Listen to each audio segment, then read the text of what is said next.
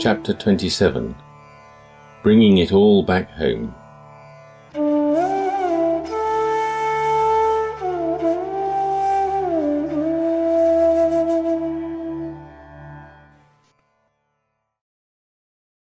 Another circumambulation. The world on top of Swayambhu Hill rotated around the great stupa.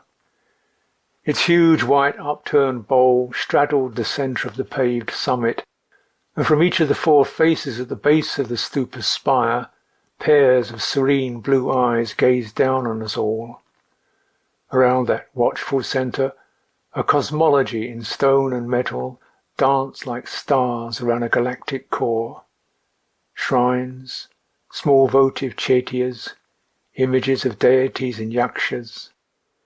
From somewhere, devotional music was playing, though the circumambulating pilgrims, some shuffling, some ambling, were going along each to their own rhythm. The rubbernecking tourists were more erratic still. Their cameras were inadequate, and no matter which way it was approached, it wasn't possible to get a total picture of a Swayambhu Nath. I could take in some, but only a small proportion of the details, like the human-sized shrines to each of the 5 dhyani Buddhas, attendant bodhisattvas and their tantric consorts, or the fine metalwork of the flowers, or the features of the guardian deities. But to absorb into an attempt to follow the detail meant losing the rhythm of the whole. When I stepped back to re-establish a whole perspective, some knowing Buddha eye or Tara's smile would fix the attention and steer my gaze back into myself. To look up meant ascending the gilded spire of finely wrought rings as they diminished in order of size under the canopy of a gilded parasol. Above that, at the ultimate pinnacle of his primordial Buddha, was some detail that my eyes couldn't make out, and beyond that was the sky. It was a relief to come down again to the great white bowl, the mother out of which the forms arose, and find myself, not by watching, but by participating. That is surely the intention, to have one take part in this, so that one circumambulates, with hand trailing the cool, worn copper prayer wheels that are set in the metal fence around the great white belly, and maybe moved by all this to offer a prayer, or at least attune the heart to the manifestations of this world, the scampering monkeys, the pilgrims, mostly old in ragged dress, monks in Tibetan robes. Off to one side in one of the small temples that sit around the stupa's feet, a skein of Nepalis with hand drums and cymbals rocking in their puja, and the swirl of crafted forms that seem to be inanimate, but keep establishing point and counterpoint. This is as close as one can get to Swayambhu. The great wide eyes look down over all of us as we tumble beneath them like flakes of glass in a kaleidoscope, eyes with the Nepali figure for one, descending like a question mark-shaped nose between them. And they gave me a question. How do I bring the meaning of this pilgrimage back home? We made our way down the hill behind the stupa along a winding path to the small vihara, the Anandakuti Vihara, although a modest and prosaic group of buildings was the seed point for Theravada Buddhism in Nepal. Established by Venerable Dhammaloka in 1943, when Buddhism, or at least its vitalized form, was highly disapproved of, the vihara was more renowned as the base of Venerable Amritananda, who had passed away the previous year. The current senior incumbent was Venerable Kumar Kashyap, to whom we gave Chatra Raj's brief note. He was amiable, but had little English. There were a couple of novices, a 2-story cell block, a small separate temple, and a refectory. There didn't seem to be any activity to take part in. The shelves full of books in Kumar Kashyap's room indicated a style based on a Sri Lankan model of private practice centered around study, translation, and writing. We were given a large room upstairs and left alone with the afternoon, a feeling of now what, and a scattering of booklets. Most of them were booklets published by the Vihara with Venerable Amritananda as author, dealing with conventional aspects of Buddhism and some on the history of Theravada in Nepal. Maybe this would be of use. So I began the process of whiling away time in the valley in accumulating bits of history that I could then measure against the living background. What was never explicitly stated, but was apparent to the observer, was that the ancient indigenous tradition of Buddhism long ago ceased to be Buddhism in anything other than name. Comments on the remarkable degree of harmony between Buddhism and Hinduism in Nepal have to be offset by the fact that, to all intents and purposes, they are two forms of the same religion.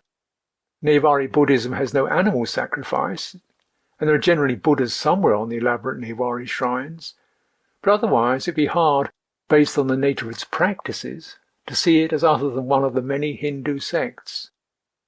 The Newars, who were originally mostly Buddhist, have steadily had the influence of Buddhism as a teaching or a culture withdrawn from them since Buddhism disappeared in India in the period between the 12th and 14th centuries. The Hindu Malla kings enforced a stratification of the society on Brahminical caste lines, and the Gurkha invasion of the late 18th century imposed even greater emphasis on Vedic norms, making their own Indian dialect the official language of the kingdom. Then, when the Rana prime ministers took over, religion was held firmly under state control, and any teaching that might arouse new interest, as well as conversion from one religion to other, was made illegal. So Theravada began in an almost undercover revolutionary way, with aspirants sneaking off to India for ordination and being thrown into jail or exiled on returning to Nepal. But with the push to be part of the international community after the fall of the Ranas, Nepal had to open up. And in that climate, it was the missionary zeal of, above all, Venerable Amritananda that seeded Theravada Buddhism, with its emphasis on ethics, inquiry, and realization through one's own efforts. Hence, Theravada here had a proselytizing slant. In Britain, Theravada has always kept a low, at times almost non-existent profile. I'd always attributed that to traditional reclusive modesty, but actually it was probably as much to do with the national ethic that regards enthusiasm as slightly vulgar, and religious crusades as definitely suspect. It isn't that way for the lay Buddhists in Asia. Hours of drumming and dancing accompany religious occasions in Sri Lanka. Young Buddhist associations in Malaysia and Singapore talk of missionary work and churn out pamphlets and magazines by the cartloads.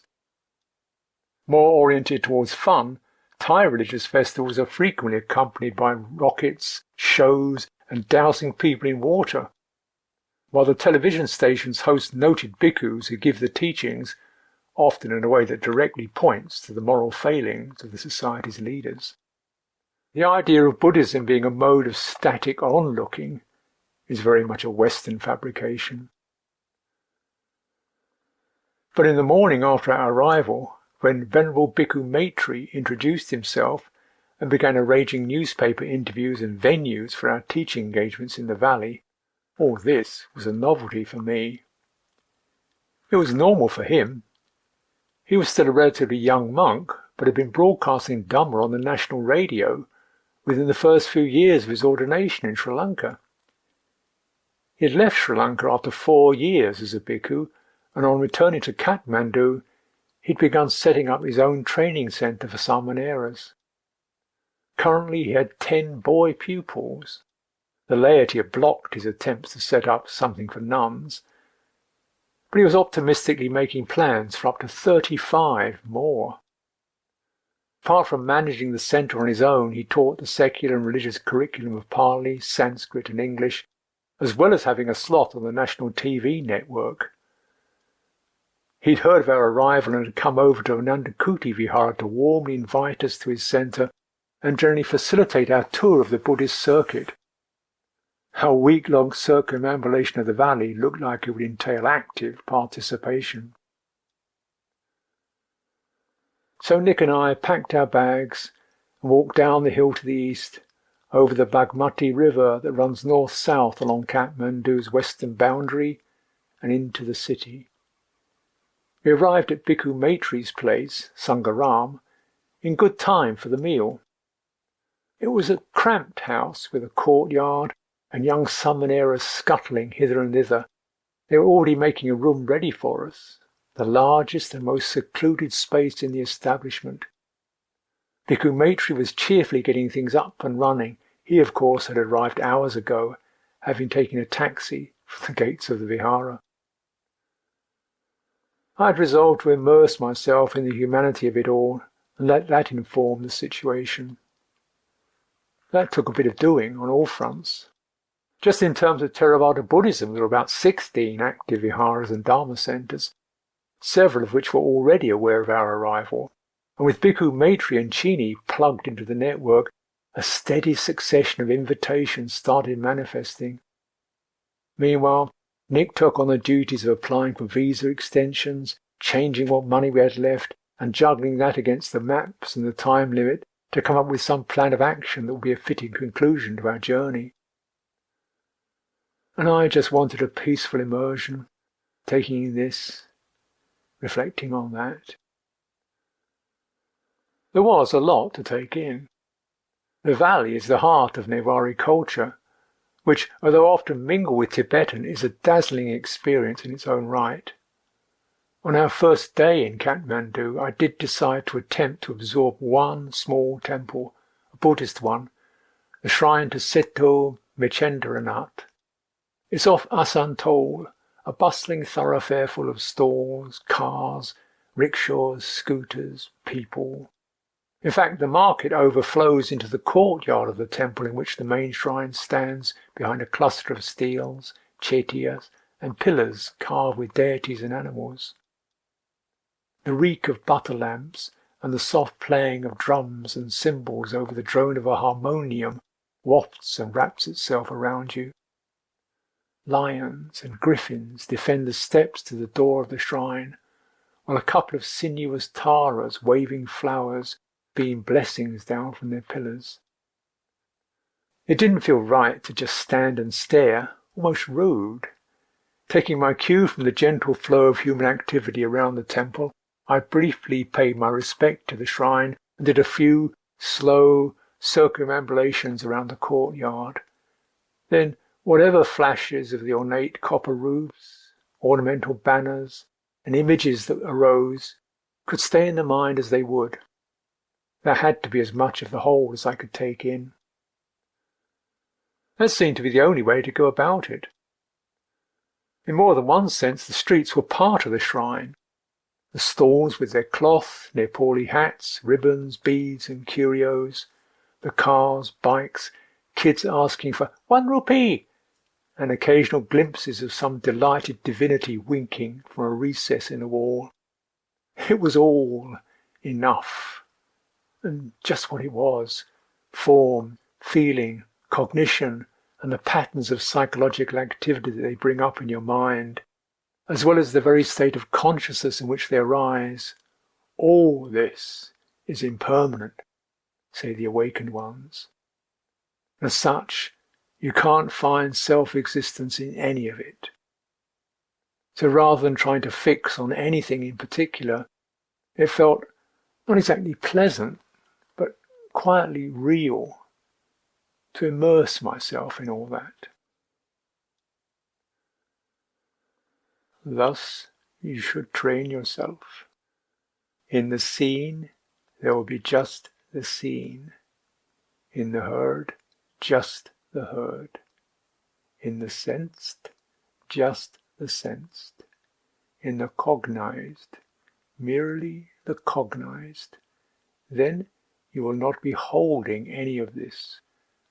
When you are not holding any of it, you will stop identifying with any of it. Then you will be neither the watcher, nor the watched, nor somewhere beyond, or in between these positions. just this is the end of dukkha.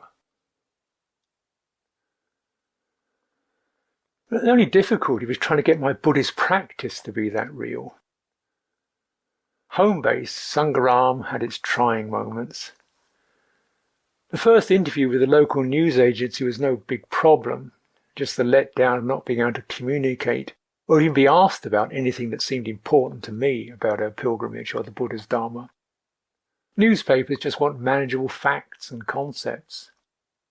Bhikkhu Maitri paid occasional fleeting visits in the midst of managing his many projects, which by then including organising extensions to our visas. So it was frustrating there was no occasion to get into any talk on Dhamma with him. Then there were the breakfast scenes. It wasn't just the Samanerus who didn't seem to know about formally offering food. Nick had also lapsed on some of the formalities over the breakfast platters that they dashed in with and plonked down on the table. He seemed to be somewhere else. I assumed he was too absorbed in maps and plans to connect on that level. But for my part, I was sticking to my principle of not making requests for any food. So I went without whatever he forgot to offer, and rather sullenly watched my mind. Sometimes it'd take me half a day to get over the mornings at Sangharam. They were like breakfast time for the classic dysfunctional family. Father grunting monosyllables from behind the newspaper, eldest son involved with his motorbike, the kids rushing in and out, late for school as usual, and the wife seething, "Why doesn't somebody ever talk to me?" What a life. Everyone's too focused on their own aims and attitudes to relate to each other, or even to themselves.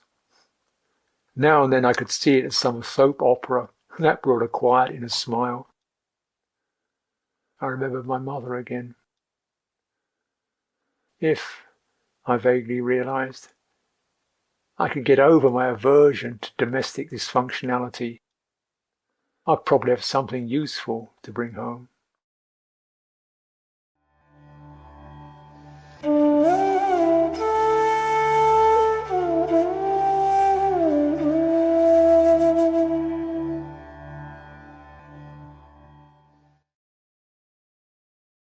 Kathmandu had lost a lot of its magic since I was first there, but whether that was because of the changes to Kathmandu in the last 20 years, or the changes to me, I wouldn't like to say. I originally heard of Kathmandu in 1968 on a beach in Sidmouth in Devon. I was 16, it was during the school summer holidays, and I was playing at being a dropout. With a dozen or so other young guys, I was sleeping in the shelters by the sea. We subsisted by sharing our meagre amounts of money, supplemented by a bit of shoplifting by some, and by food slipped to us by various girls down on holiday with their parents, for the rest of us. The others weren't much older or more experienced than me, except, that is, for Byrne. We all looked up to him. I suppose he was in his mid-20s at most, but to us he seemed to know it all. He made leather belts and bags and sold them where he could. He had long hair and a beard and a worn, seen-it-all attitude about the world. We were all sitting on the beach one day, and he produced an aerogram letter he'd just received from a friend who'd made it to Kathmandu. He said in an offhand drawl that he thought he might go out and join him that winter. I had little idea where Kathmandu was. We were studying South America for geography at school, not Asia, but I was deeply impressed. I decided there and then that that was what I was going to do, instead of going to university. When I finally got there, 4 years later, the place was still full of the likes of Byrne, and there was a whole economy that catered to them. Cheap, cockroach-infested hotels, grilled booths on the streets where you could buy legal hashish, and the wonderful pie shops. Someone must have taught a Nepali how to make such Western delights as lemon meringue pie, apple strudel, and chocolate fudge cake, and there was now several little cafes satisfying the craving, fueled by hashish, for the sweet things of home. You could spend the day in those pie shops, playing chess, smoking dope, eating sticky cake, and looking out of the first floor window onto the amazing street below. Kathmandu seemed very magical then. The pie shops have gone now. You can't get hashish legally anymore either. There are lots of cars and lorries where I remember only people, bicycles and carts, and although the old richly carved wooden buildings in the town centre are still there, they are now surrounded by modern blocks of brick and concrete. The hippies have completely gone too. On this visit, the young Western travellers we saw were all well dressed, and most seemed to be Dutch or German. There was a whole new district that catered to them, with neat hotels, proper restaurants, supermarkets, travel agents, and shops hiring sophisticated equipment for trekking. Cheese, chocolate and newspapers were on sale there too, and there were proper bakeries selling bread and cakes. However, the prices were pitched at the new type of visitor and outside our range. Without the Theravadan viharas we stayed in, and the dhanas that fed us, the amount of money I had left wouldn't have kept us 2 days in modern Kathmandu. On our second day we set off for Kopan Monastery, outside Kathmandu, to look up Stefano, who told us in Lumbini that he could be found there. We were seeking advice. He might know somewhere in the high Himalayas, some small Tibetan gompa, perhaps, where we could spend a few days before flying home. This idea was a compromise between Ajahn Sucitto's desire for somewhere quiet where he could meditate, and my wish to go walking in the high Himalayas. Busy, westernised Kathmandu had been a shock, and we both wanted to dally in something more pleasant before we had to return to the responsibilities of home. So we'd agreed to spend our last 10 days trekking up to a mountain retreat where he could meditate and I could go for walks. We went via Bodhnath, which is the other major Buddhist stupa in the valley, on the other side of Kathmandu from Swayambhu, and slightly further away. We rode partway on a trolley bus, something else I don't remember from before, and arrived in drizzling rain. The Bodhnath stupa is not on a hill, but is otherwise much the same as the one at Swayambhu, a whitewashed dome topped by another smaller one, with the 2 eyes looking out at the world, and then a golden spire. But at Bodhnath there were far more Tibetans. There was a continuous line of them trudging around it, turning their handheld prayer wheels while they mumbled a mantra or chatted to a companion. I remembered walking to Kopan Monastery from Bodhnath previously, and I blithely reckoned I could remember the way. But of course, when we set out, I found I was wrong. Not only did I get lost and have to ask directions several times, it was also much, much further than I'd remembered. And it was raining. The paths underfoot were muddy and slippery, and although we had protection, we still got very wet. I must have been that way often, though. I recalled returning at night across those fields by torchlight. I was with an English girl called Zara. I remember that because I gave her a lift on the back of my bicycle from Bodhnath, and we rode into Kathmandu singing The Owl and the Pussycat. This time, things like that weren't going to happen. Life is unromantic with a monk as a companion. More like a 14-year-old marriage. He wasn't upset about the long trudge in the rain. Of course it was further than I'd anticipated, and much more work. But wasn't it always? Eventually we did find Kopan. It was on a small, craggy hill rising out of the paddy fields. We climbed the back path and arrived out of breath and very wet amidst a collection of Tibetan monastic buildings perched on the small amount of flat land on the top. There would have been good views had it not been raining. Instead, the buildings were so completely enveloped in damp cloud that we couldn't even see them properly. There was no sign of Stefano either, so we retired to a small tea shop to recover and take stock. Kopan Monastery was important in the spread of Tibetan Buddhism to the West. The central Lama at Kopan in the 1970s, Lama Yeshe, and his main disciple, Lama Zopo, adapted the traditional, very academic training of the Gelog school of Tibetan Buddhism to make the teachings more accessible to Westerners. They taught short meditation courses and gave initiations and teachings as discrete courses of lectures, so that Westerners passing through Kathmandu could try something just for a week.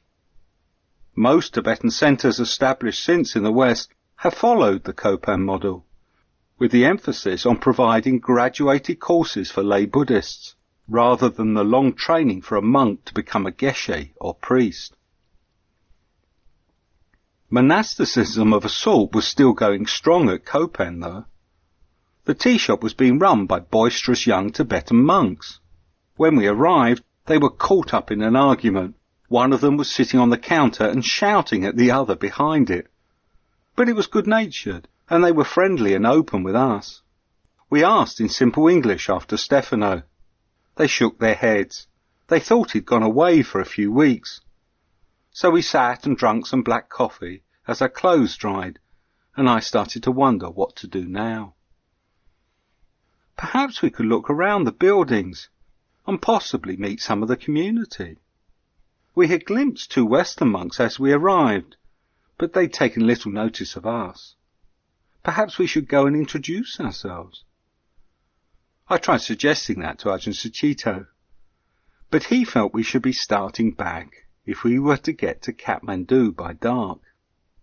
He seemed ill at ease, wanting to get away. I guessed he was unhappy with the un-monk-like behaviour of the young novices, or perhaps it was his awkwardness in social situations that he's unfamiliar with. So we didn't look around Kopan Monastery, or get to meet anyone there who could give us advice. Instead, we left straight from the cafe, trudging down the main road in the rain. I was both disappointed and annoyed, and trudged along behind him in silence. Just like a married couple again, after a row. My conviction that we should have stayed to get advice was proved wrong nearly immediately. We'd gone only a few hundred yards when a brand new 4-wheel drive station wagon pulled up and offered us a lift. And it was the driver who provided the advice we were after.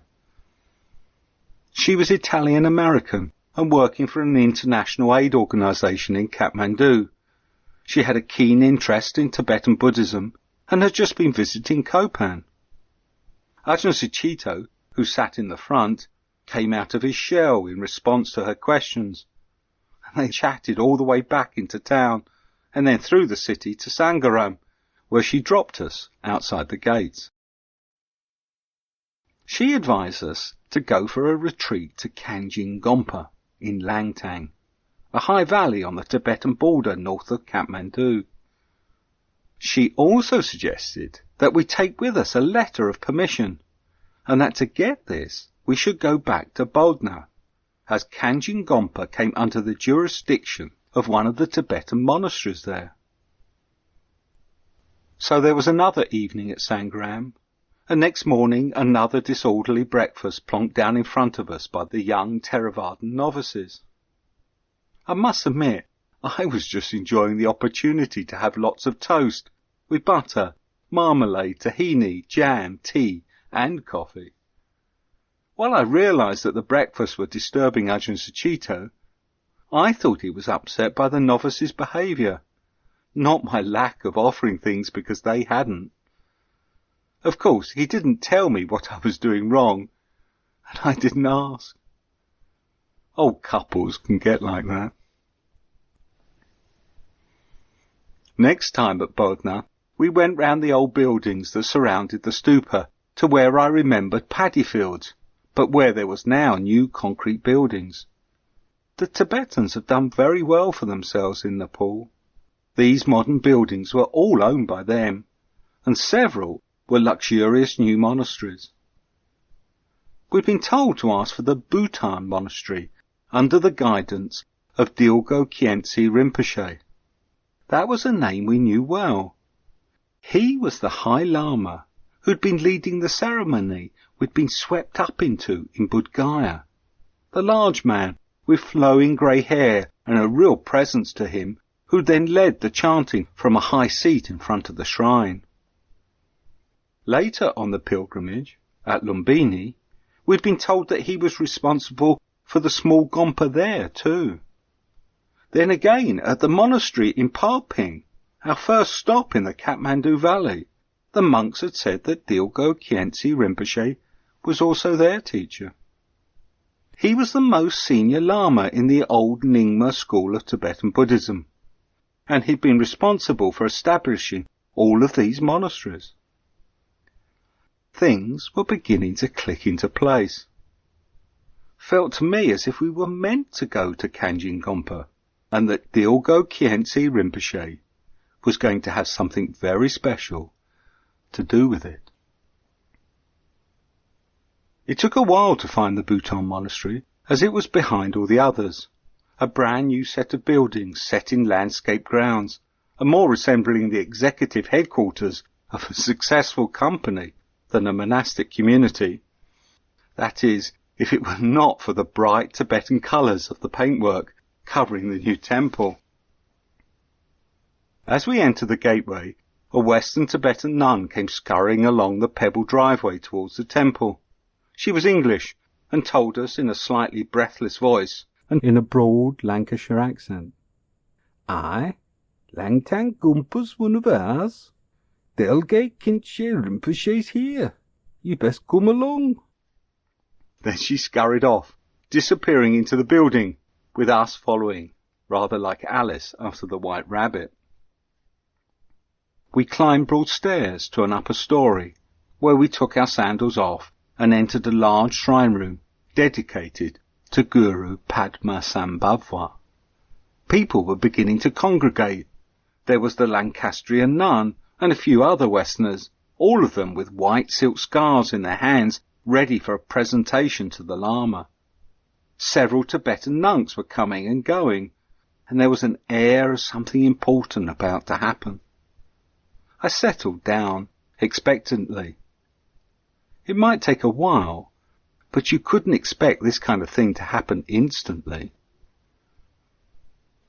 However, after only 10 minutes waiting, Ajahn Sucitto, my other more doubting half, who had been reluctant about the whole enterprise from the beginning, leant over to point out that it was nearing 11 and perhaps we should find somewhere to eat.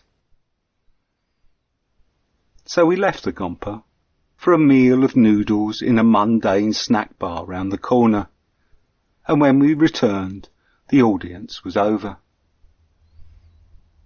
The Westerners had gone, as had most of the Tibetans, and the only likely source of help was an important-looking young Lama, well-fed and wearing impeccable robes, we'd seen inside. He was now outside the entrance, speaking to 2 junior monks. By the time Ajahn Sucitto had agreed that we should go over and ask him about Kanjin Gompa, a BMW had pulled up. The Lama stepped in, the sun catching the gold watch on his wrist as he opened the passenger door, which was then closed by one of the junior monks. The BMW swept away down the gravel drive, leaving us standing in its wake. The remaining monks didn't speak English when we tried asking them, so we gave up and returned to Kathmandu. Ours was going to be a purely Theravadan pilgrimage into the mountains, completely devoid of miracles.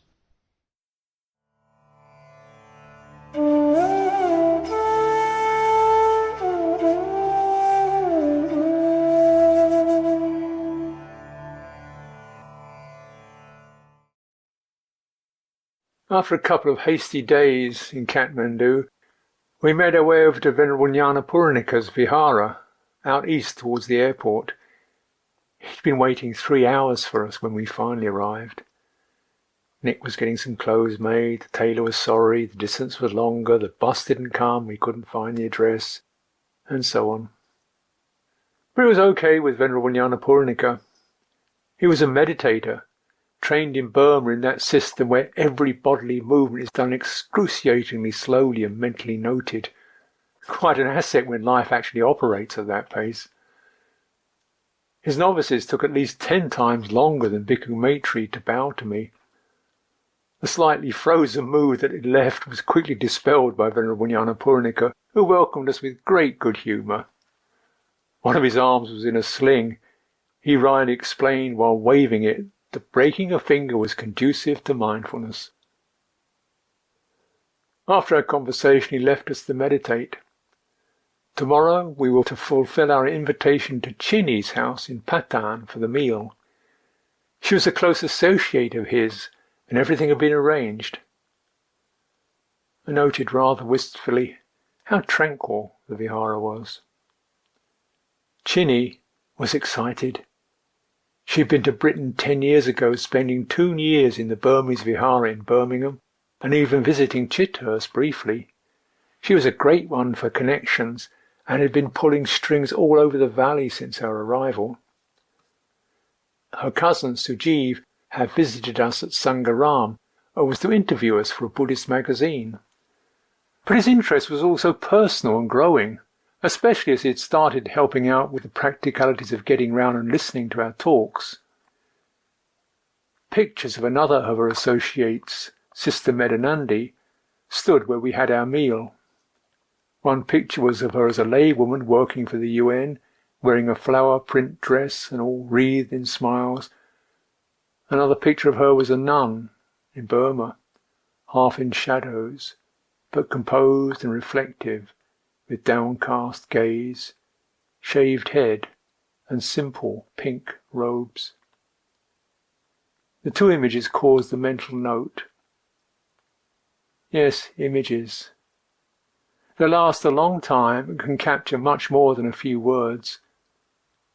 And as we were in Patan, where the best Buddha images are made, we could use the last scraps of money that Nick could spare to bring something evocative back home. So Sujeev took us to a couple of the small workshops where Buddhas are made. These were Buddhas in the raw, not polished and packaged yet, but dull bronze, standing in untidy throngs or sitting on any shelving space available. Some were nearly life-size, most smaller than that.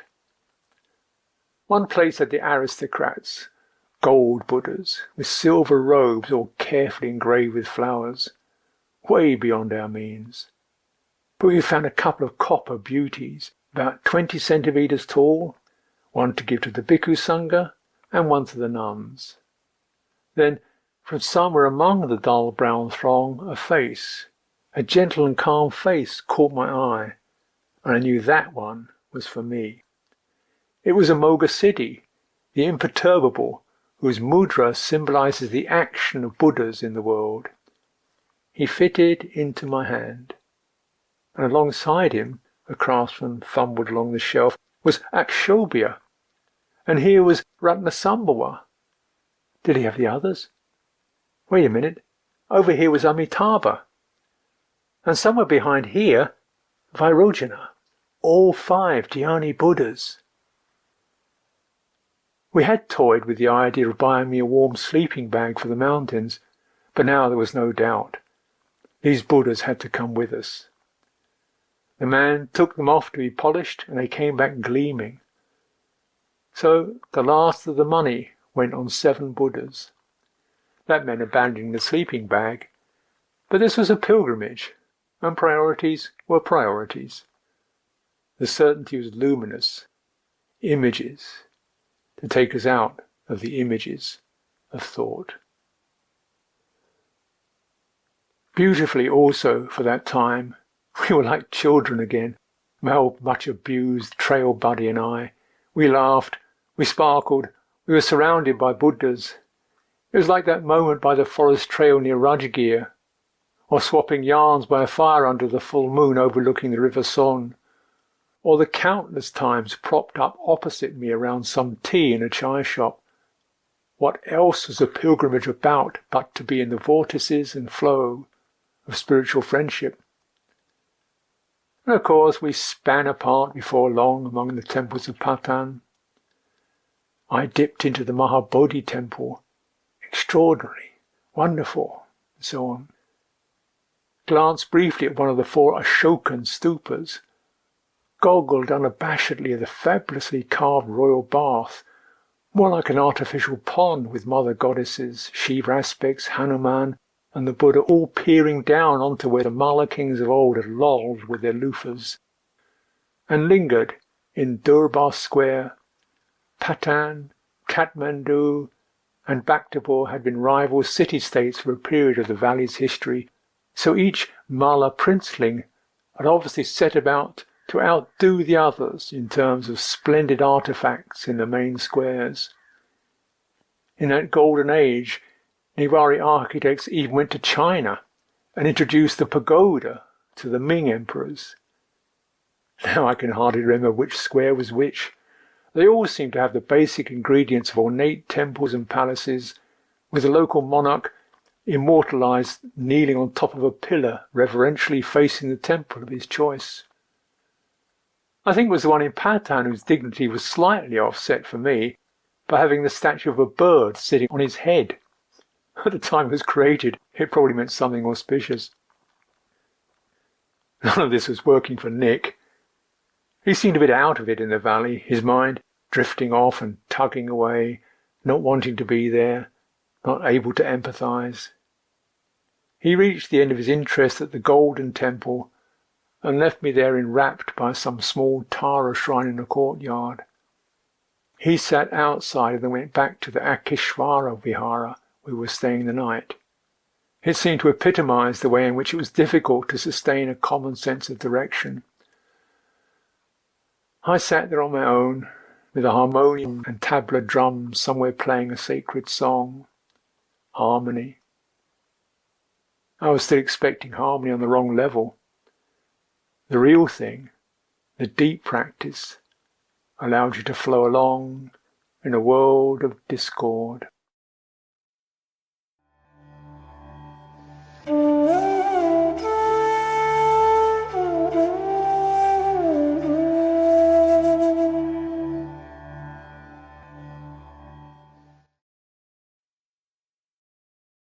Our roles were reversed in the 3 towns of the Kathmandu Valley. I would prefer to stroll along the streets, just taking in the ambience of the place, while Ajahn Sucitto would become completely engrossed in the detail of the old buildings and shrines.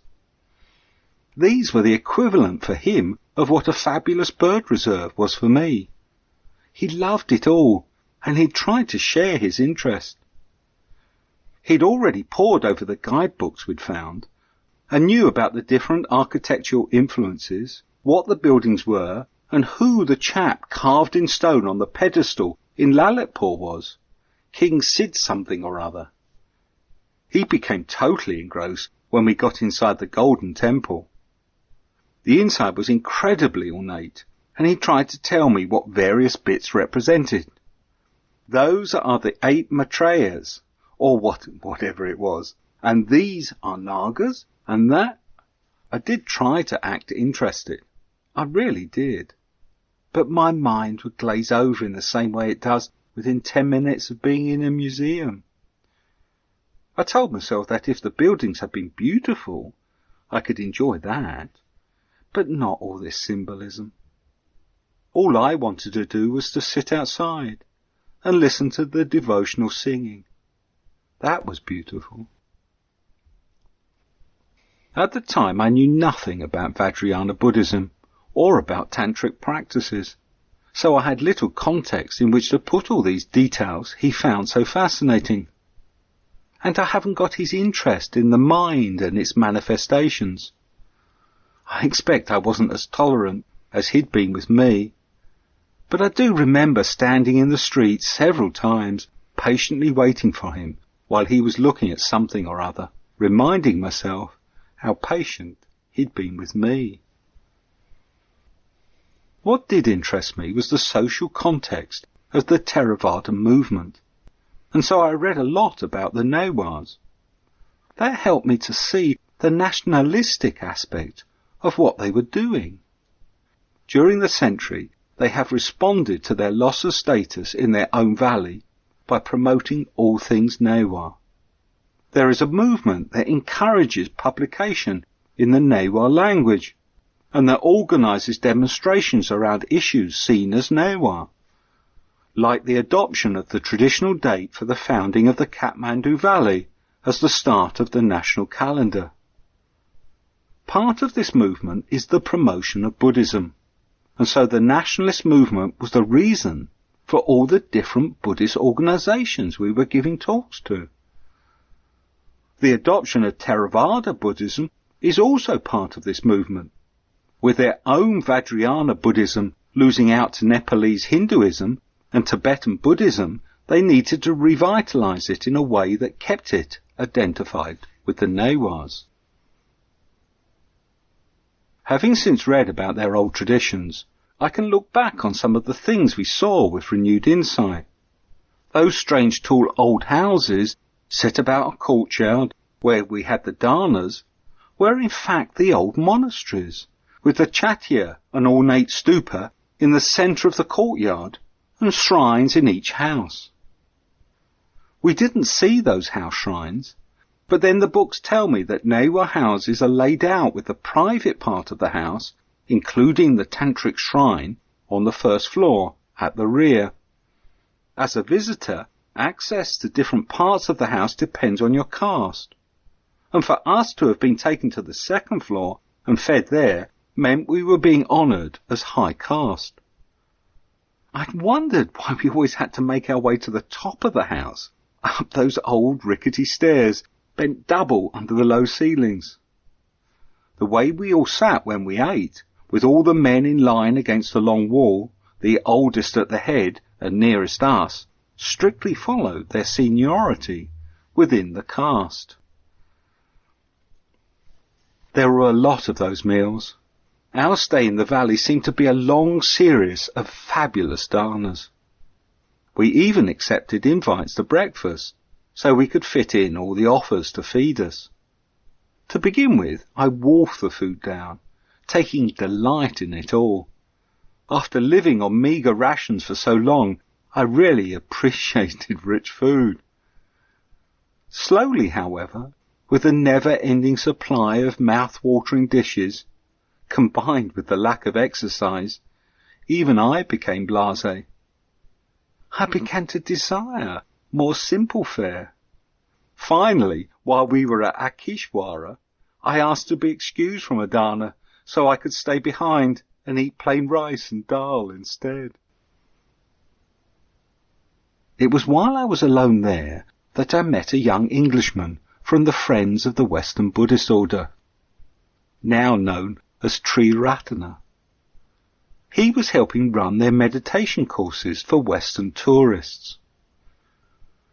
Their organisation's history has meant relations with the monastic order in England can be a bit strained, but he was interested in coming to Ajahn Sucitto's next talk.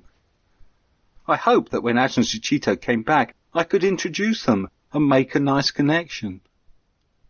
But Ajahn Sucitto returned tired, and although I made the introductions and did try to draw Ajahn Sucitto into the conversation, there was that awkwardness that he can sometimes show, and it didn't work. I was left to ponder on another reversal of our roles in Nepal. In India, it had been me who had been reluctant to get into conversations with people. Being asked the same question over and again left me cold, while Ajahn Sucitto wanted to respond to their concern. Now, when we were meeting Westerners, it tended to be me wanting to talk, and Ajahn Sucitto who was holding back. He found it hard to chat like that, just as a way of connecting. At the talk that evening, there was no one from the FWBO, just one Theravadan monk, half a dozen pink and very attentive nuns, and some 20 Nepali lay people. His talk was well received again, and there were lots of questions afterwards, some of which I, as usual, barged in and answered. A harmonium player we'd met earlier at the Golden Temple presented a vest he'd made for Ajahn Sucitto, and there was also an excited Chinny. After it was all over, she insisted that both of us, with Sujev, must come back to her mother's house for an evening drink with allowable cheese and dark chocolate. There were also more invites for Dana after the talk, and I began to wonder if we were ever going to get away from the valley and away from being stuffed with good food. I was beginning to feel like one of a pair of porkers being prepared for Christmas.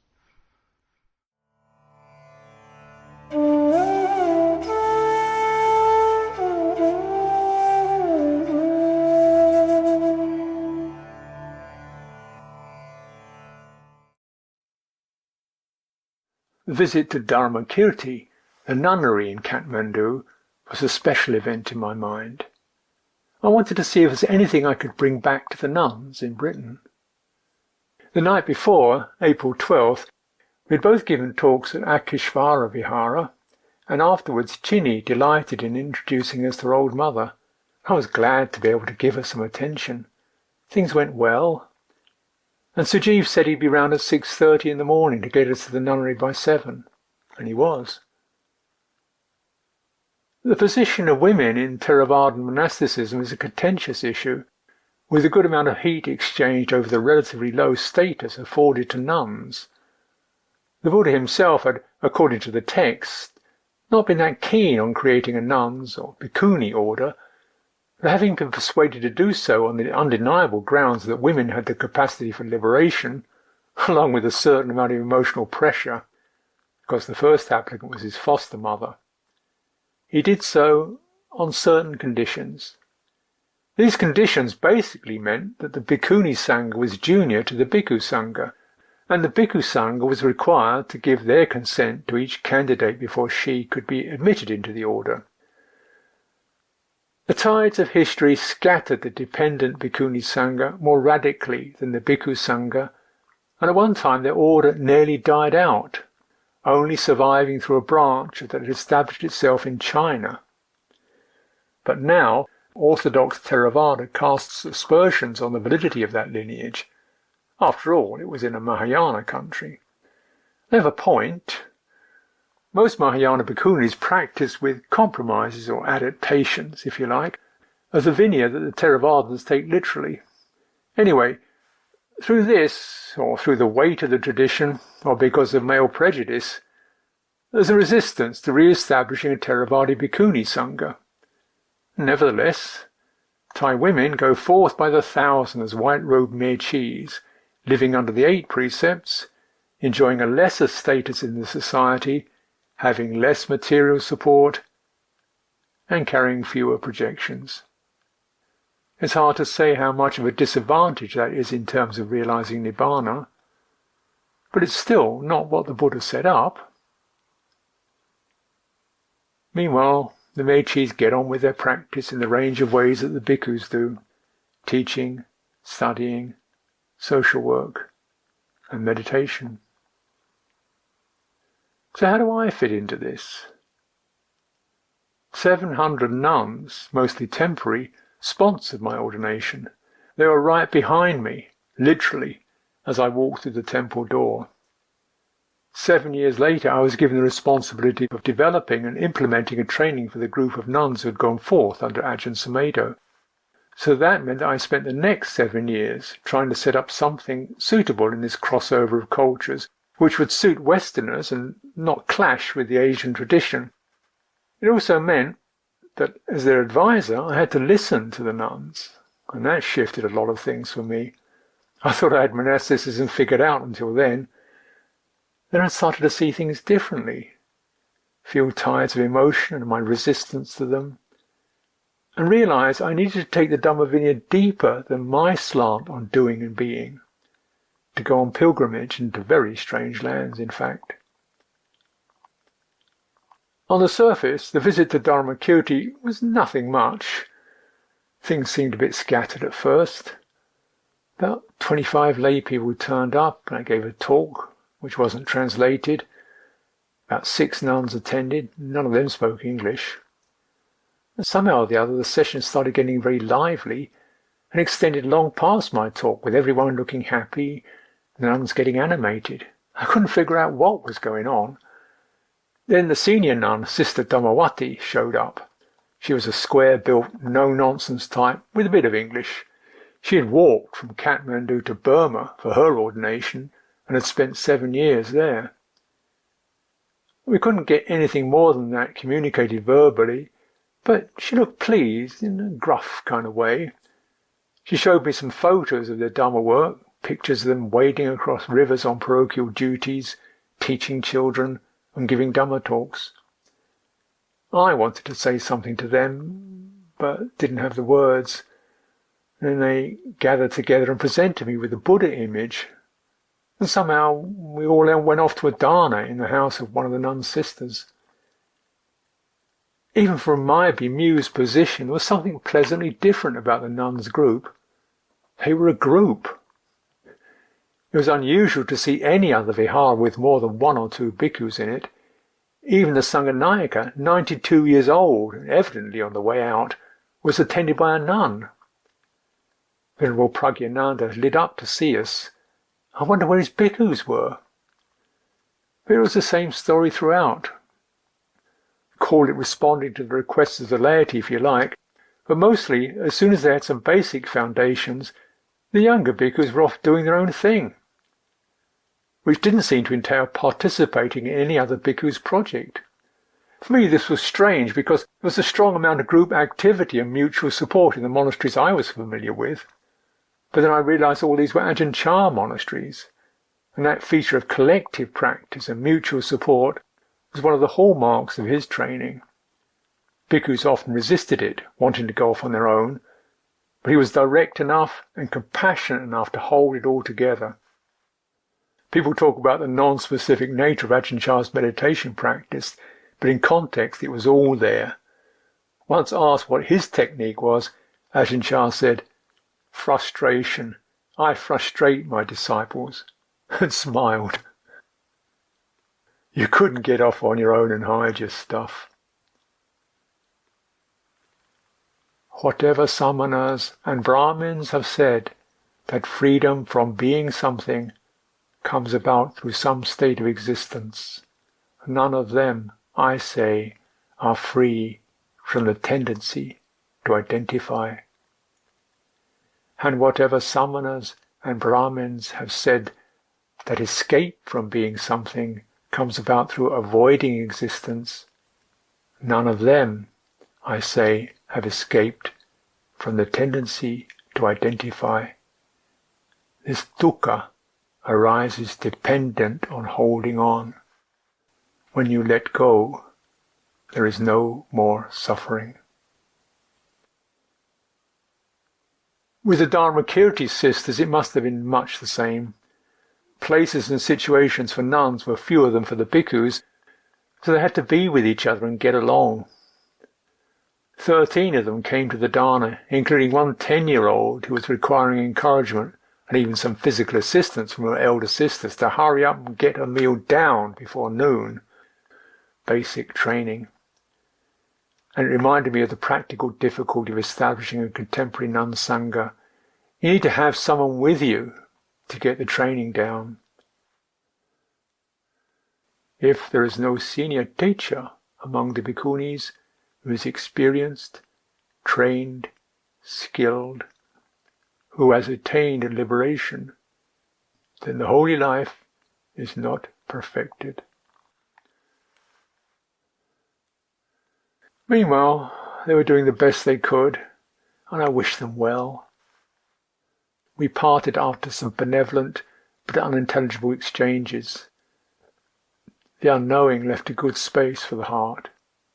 It was good to connect to that, not have to figure it out.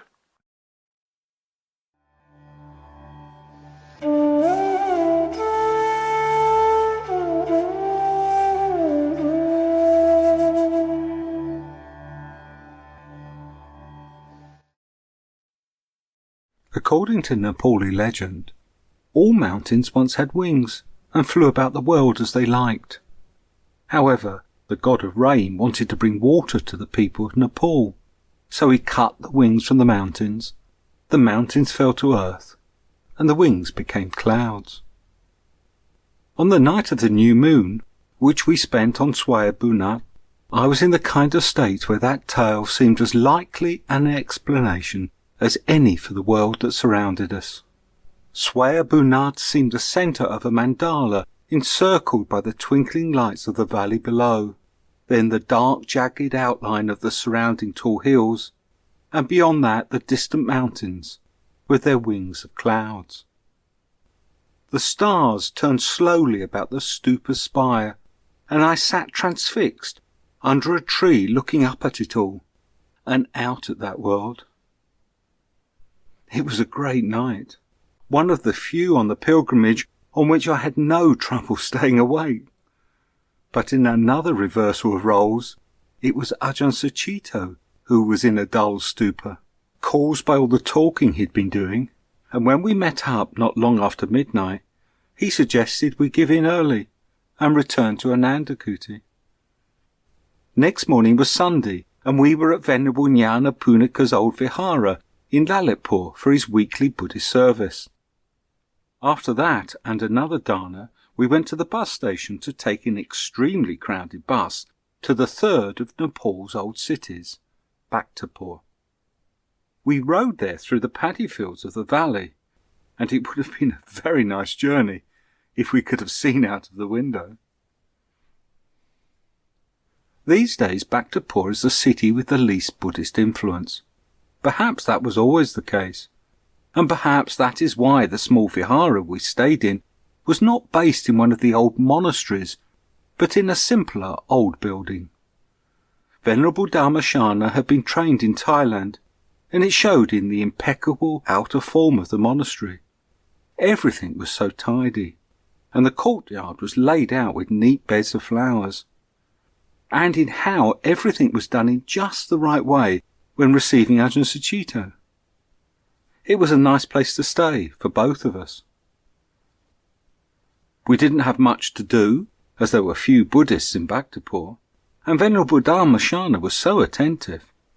When he found out that Ajahn Sucitto was interested in temples and architecture, we were taken on a tour, including the principal Hindu temple down by the river.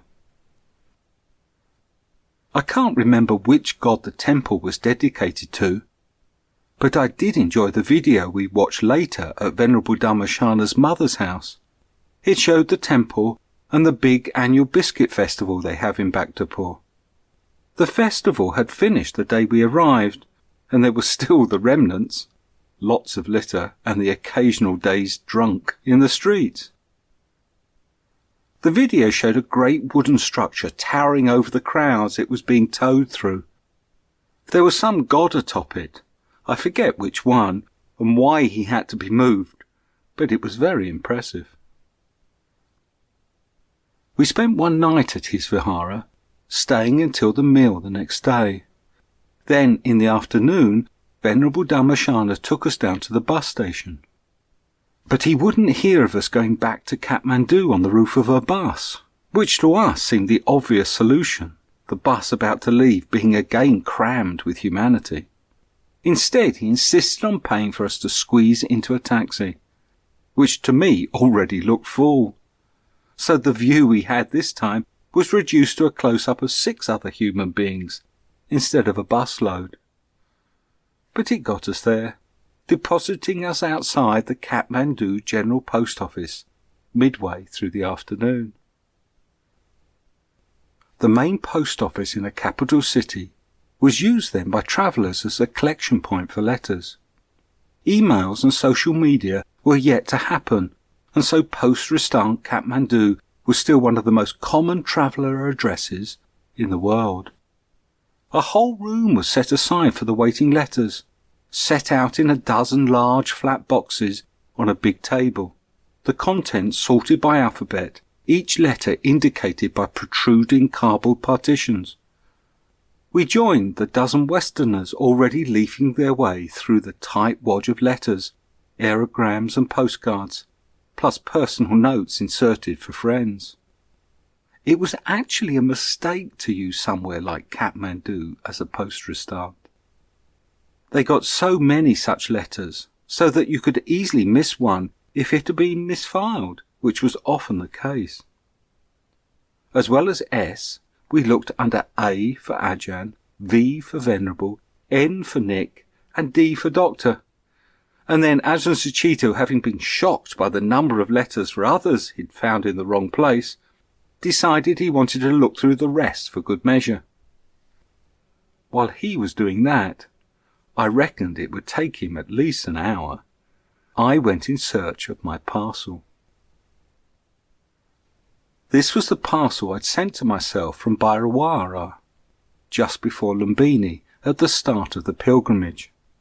It contained the excess clothing I bought in New Delhi, all those items I should never have got, and then justified by sending them here. It included warm clothing we could use for the trip into the mountains. After a very long wait, I was told that recorded deliveries were the responsibility of a clerk who was away for a few days, and that he wouldn't be back until we were on our way into the mountains. So much for the warm jacket, woolen hat, and blanket. Still, I consoled myself that I could collect the parcel just before we flew home and have the things to use there. I still hadn't let go of them. Meanwhile, Ajahn Sucitto had got to V in the boxes of letters, but had found no more addressed to us, though he'd done a lot of resorting for others. I left him to go through W, X, Y and Z, as I had to do some shopping for our departure the next day for the mountains. Kathmandu is an amazing juxtaposition of cultures. There are buildings and lifestyles spanning centuries, separated by a few yards. Golden dome temples, air-conditioned hotels, and ancient wooden houses jostle to line the streets. In the old part of town, the streets were crowded with Nepalese wearing traditional clothes, beggars thrusting a cut limb at you, and the occasional cow pushing its way through everyone. There the shops are still clustered according to the commodities they sell: brass, copper and aluminium cooking vessels, quilts and blankets, or beads and jewellery. The inside of each shop is tiny and invariably full of people. In the streets where fabrics are sold, saris and lengths of cotton cloth fluttered outside in a slight breeze, like giant colourful butterflies.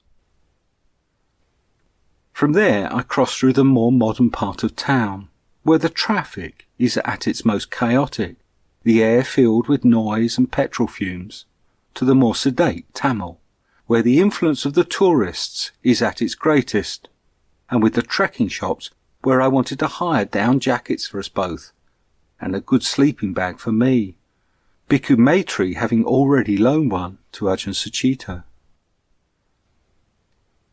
The money I was using came from the occasional small donations that lay Buddhists had offered during our stay in the valley.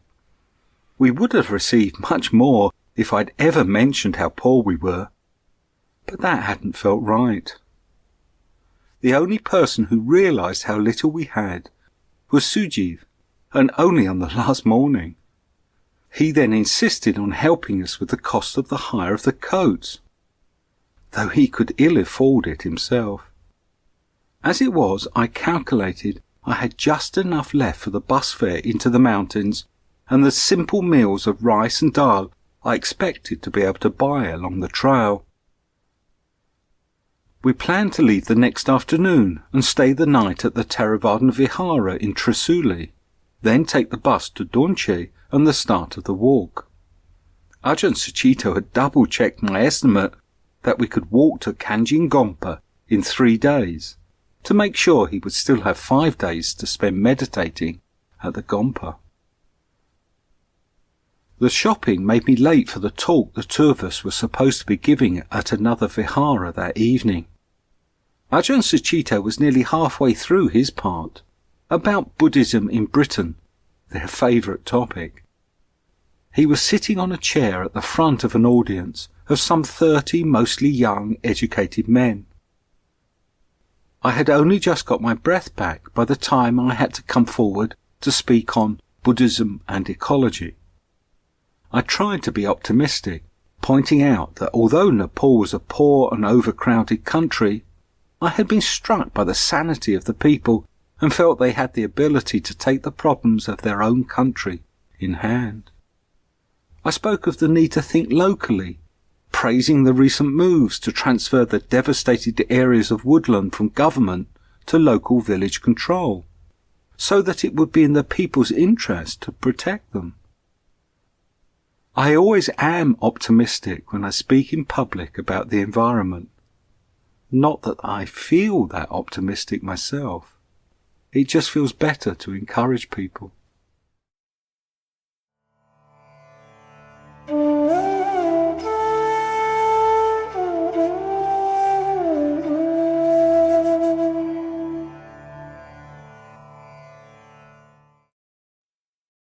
That talk at Buddha Vihara was the last public occasion for us in the valley.